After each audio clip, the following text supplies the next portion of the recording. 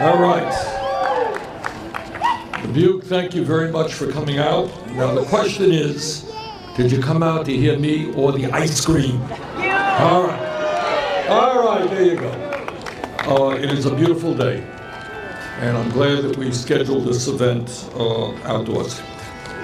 We are today holding meetings like this, great turnouts, I gotta tell you, in Norwood and Decorah, here in Dubuque, and later on in the evening in Clinton.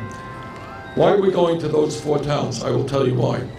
Because those are four towns that had voted for Barack Obama, but in 2016 voted for Donald Trump. So I'm here in Dubuque this afternoon to basically tell people in Dubuque who voted for Trump that I kind of understand why they did. Because when he ran for office, Trump gave a pretty good line. Trump said that he would stand with the working families of this country. He would take on the establishment. I saw some of those ads, they were pretty good ads. Only problem is Trump lied, and it turns out that we have a president who is a pathological liar. He lied then, he's lying now. In 2016, Trump told the people of Iowa, the people of America, that he would provide health care to everybody. You all remember that? Yep. Everybody. Well, turns out his major health care effort was to try to throw 32 million people off of the health care that they have. Yep. Trump said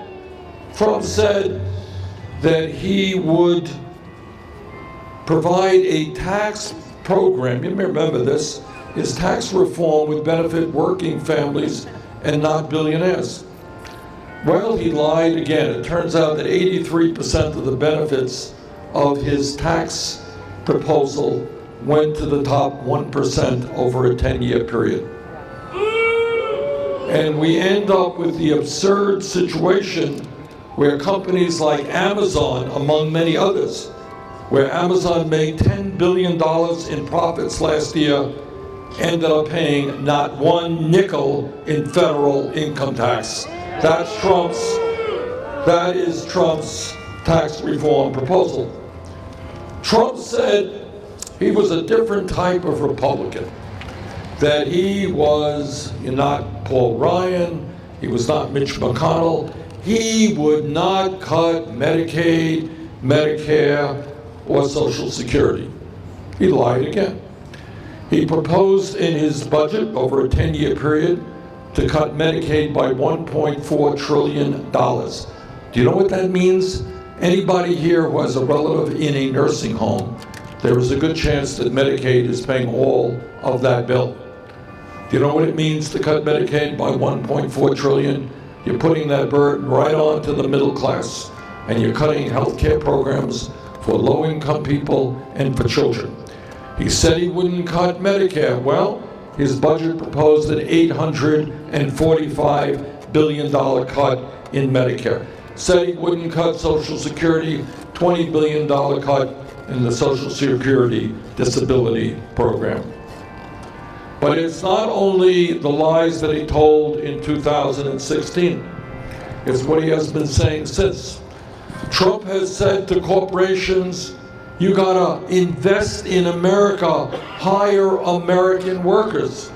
Well, I say to Trump that maybe if he believes in that, he might want to bring back his tie manufacturing. He has a tie company, which is manufactured not in Iowa, it's not in Vermont, it is in China. Oh my goodness, imagine that. And then Donald Trump said, oh my goodness, we got to create jobs here in America, not in other countries. Well, his clothing line is manufactured in Mexico. His furniture line is manufactured in Turkey. His picture frames are manufactured in India, and his shirts are manufactured in Bangladesh, where workers are paid 30 cents an hour. So, Mr. Trump, when you tell companies that they gotta come back to America and provide decent paying jobs in this country, why don't you lead by example?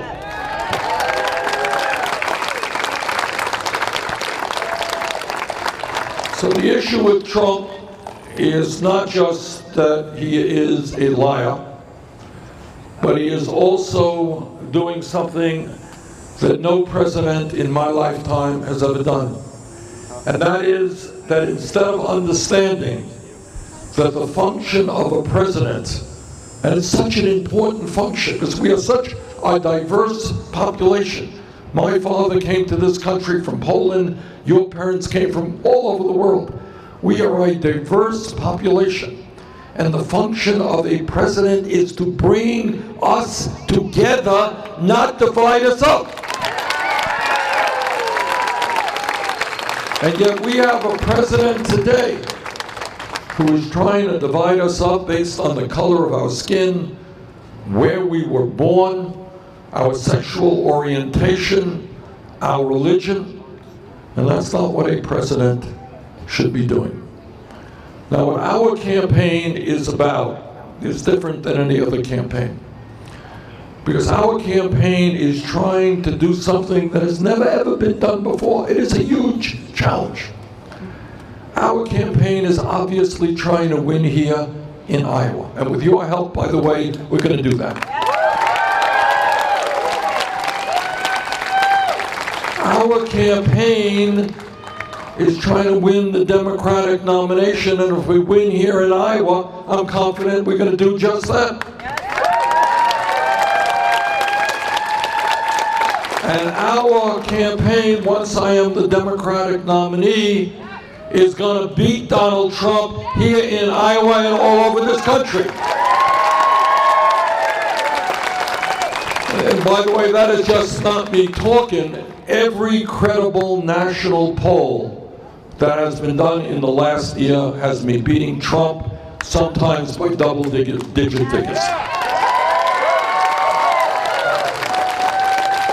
But here's what makes our campaign different than other campaigns. I'm here not just to ask for your help to defeat the most dangerous president in American history. I am here to ask for your help that on the day after we are inaugurated, we're going to go forward to transform this country and create an economy and a government that works for all of us and not just the 1%. That's not easy stuff. That is not easy stuff, and I want to be very honest with you. The reason that we have a message in our campaign called "It is us, not me," is because I'm going to tell you something that no other presidential candidate perhaps has ever told you. And that is, no president of the United States, not Bernie Sanders or anybody else, can do it alone. What we need, and here is the point, and this is thinking outside of the box. You don't see this on TV. You ain't going to read it in the papers. What we need is an unprecedented grassroots movement that tells the corporate elites that we are going to end their greed and their corruption and create an economy that works for all of us, not just the 1%. And I'm very proud to tell you that as part of that process, we don't get our money from the wealthy and the powerful. We are funding our campaign uniquely. All of our money comes from the grassroots. Do you know who the major profession that funds our campaign? It's not Wall Street, it's not the insurance companies, it is teachers. And we get all kinds of contributions. We get all kinds of contributions from workers who make 11, 12 bucks an hour working at Walmart, working at restaurants, waiters, waitresses. Those are the people who are funding our campaign, and we thank them very, very much. And I'm very proud to tell you, really am, that we are the first campaign to reach 1 million individual donors. And that is more. We have reached that level at a stage in the campaign that no candidate in the history of the United States of America has ever done. And that speaks to the kind of grassroots support that we have. Now, what do we and must we do when we are in the White House together? Well, we got to take on the greed and corruption that exists in Wall Street. We have to take on the greed and corruption that exists in the insurance industry, that exists in the pharmaceutical industry, that exists in the fossil fuel industry, that exists in the prison industrial complex, that exists in the military industrial complex, and that exists within the entire 1%. And our job together is to tell them that a government and an economy in this country must work for all of us and not just wealthy campaign contributors. That is what this campaign is about. And I want to tell you about some of the progress that we've been making. And I want to thank the people of Iowa for helping us do that. And I'll tell you what I mean by that. 4 years ago, I came here to Iowa. Nobody knew who I was, and I was 50 points behind in the polls. But we brought forth an agenda that spoke to the needs of working families. And in town after town and city after city here in Iowa, people were listening, and they said, that makes sense. Let's go forward. And on election day, caucus day here in Iowa, we ended up with 50% of the vote, which got us to win in New Hampshire and win 22 states around the country and 13 million votes. It started here in Iowa. And as a result of that, the program that we brought forth 4 years ago is by and large widely supported by the American people. 4 years ago, before we were here in Iowa, it was radical and extreme. Now it is mainstream, supported by everybody else. Well, we were there first. And we've been there for many, many years, standing up and taking on the establishment and corporate greed. So we came here 4 years ago and we said, you know what? If you work 40 hours a week, you should not be living in poverty.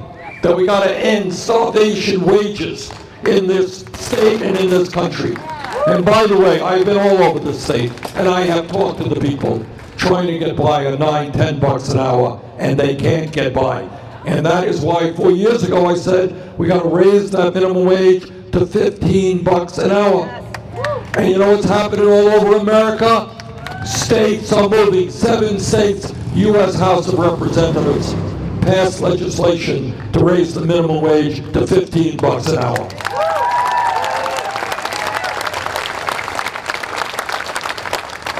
And we need equal pay for equal work. Women should not, thank you, women should not be making 80 cents on the dollar. And we need to, and we got legislation that's going to do this, make it easier for workers to join unions.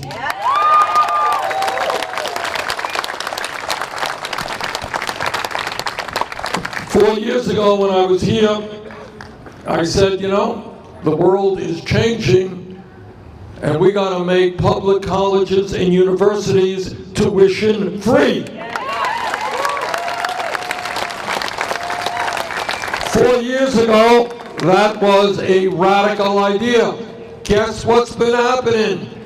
In state after state, over 12 states, I think now, are moving to make public colleges and universities tuition-free. No longer a very radical idea, a common sense idea. 4 years ago, I talked about the incredible burden that student debt is placing on millions and millions of people all over this country. And what I am saying to you now, and I want you all to hear it because this is thinking outside of the box. This is looking at the political world in a different way. 11 years ago, you all remember, against my vote, Congress voted to bail out the crooks, and I use that word advisedly, on Wall Street, who nearly destroyed this economy. Okay? 2 years ago, Trump and his friends gave over $1 trillion in tax breaks to large profitable corporations and to the top 1%. If we could do that, we can cancel all student debt in America.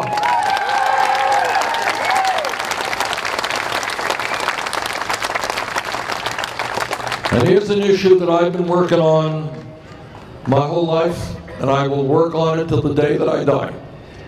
And that is, I believe that health care is a human right, not a privilege. 4 years ago when I came here to Iowa, and I said, you know what? We need to end a dysfunctional healthcare system which is simply designed to make huge profits for the insurance companies and the drug companies, and we need to move toward Medicare for all. I was told, oh, Bernie, that idea is so radical, it's so extreme, people in America wouldn't support it. Well, poll after poll tells me that that is exactly what the American people want. Here's where we are today. And I want to say this, I want to spend a minute on this, because last year, the healthcare industry made $100 billion in profit. Got that? You can't afford insurance. You can't afford prescription drugs. And they made $100 billion in profit, and they give their CEOs millions and millions and millions of dollars in compensation. The guy was the former head of Aetna. He brought about a merger between Aetna and CVS, major drug store chain. Do you know what you got for making that merger out of healthcare dollars? Got $500 million. That's where your healthcare dollars are going. So this is what we want to do. We want to end the system in which we spend as a nation twice as much per person on healthcare as do the people of any other country. Think about it. We're spending $11,000 for every man, woman, and child. Canadians are spending half of that. And that's what they're spending, less than that in the UK, France, Germany, all over the world. How does it happen that all of these countries provide quality care to all of their people at half the cost per person than we spend? And the answer is obvious. The function of this system is not to provide quality care to people. It is to make huge profits for the drug companies and the insurance companies. And as president, we're going to put an end to that outrage.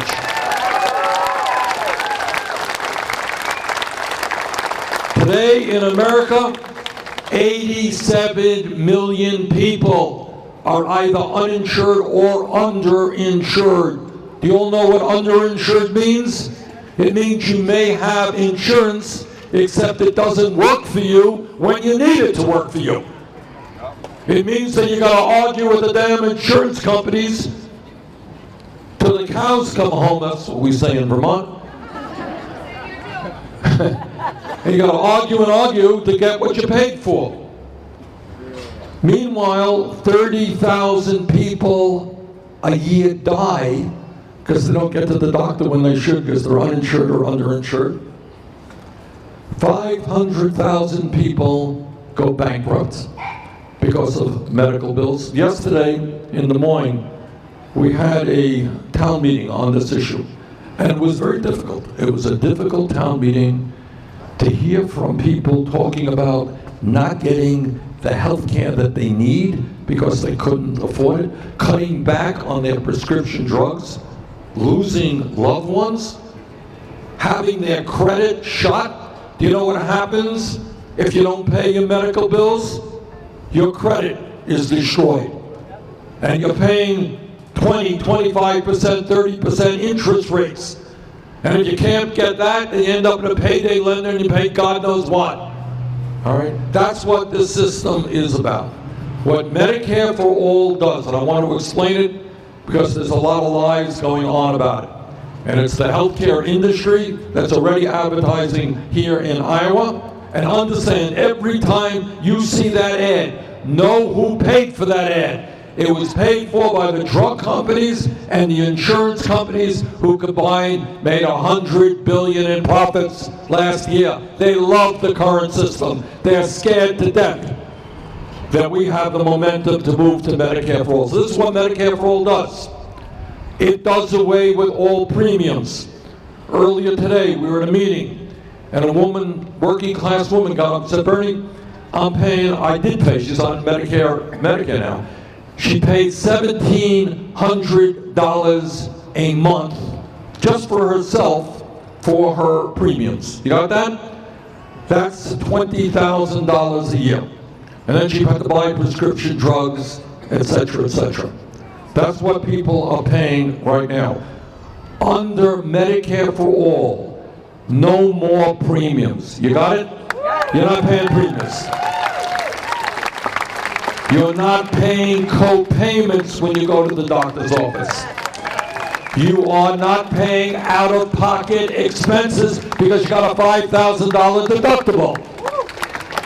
And under Medicare for All, because we're going to take on the greed of the pharmaceutical industry, lower drug prices in this country, nobody under Medicare for All pays more than $200 a year for all of the prescription drugs they need.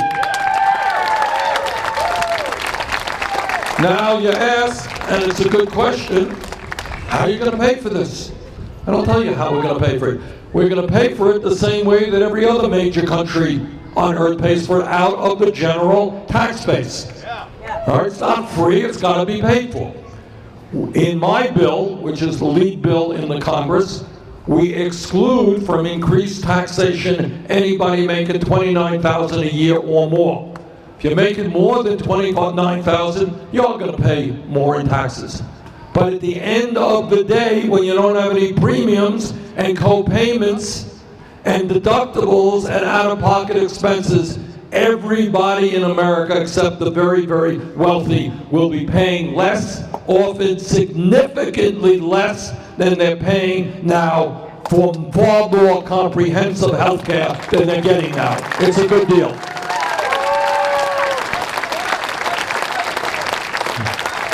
So what we are going to have to take on is an industry out there that has unlimited sums of money to lie about what Medicare for All is about. But we're going to win this fight because the American people are sick and tired of paying 15, 20% of their limited incomes in premiums and in out-of-pocket expenses. We're going to win this fight because the American people are sick and tired of not being able to go to the doctor when they need to go to the doctor. They're tired of the complexity, and they're tired of filling out forms, and they're tired of arguing with the insurance companies to get the benefits that they paid for. So we're going to win this one, but it's a tough fight. We're taking on some very, very powerful people. But the story is the same when you get to the fossil fuel industry. As the President of the United States, I will listen to the scientists, not the fossil fuel industry. And what the scientists tell us, not just that climate change is real, that it is already doing devastating harm to our country and the entire world. You can see it with your eyes. You can see what happened in the Bahamas a few weeks ago, the devastation. what happened in Puerto Rico a couple of years ago, the floods that just took place in Texas last week.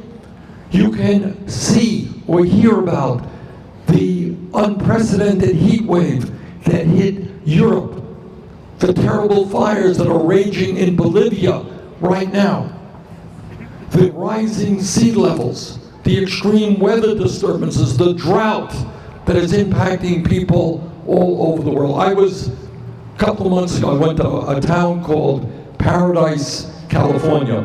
I don't know if any of you have ever been there. It's a town of 26,000 people. Do you remember what happened in Paradise? In the midst of a terrible California drought, there was a fire that swept through that town.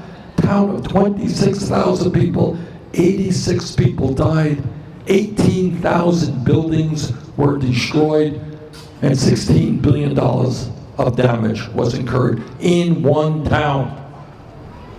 So I happen to believe what the scientists are telling us.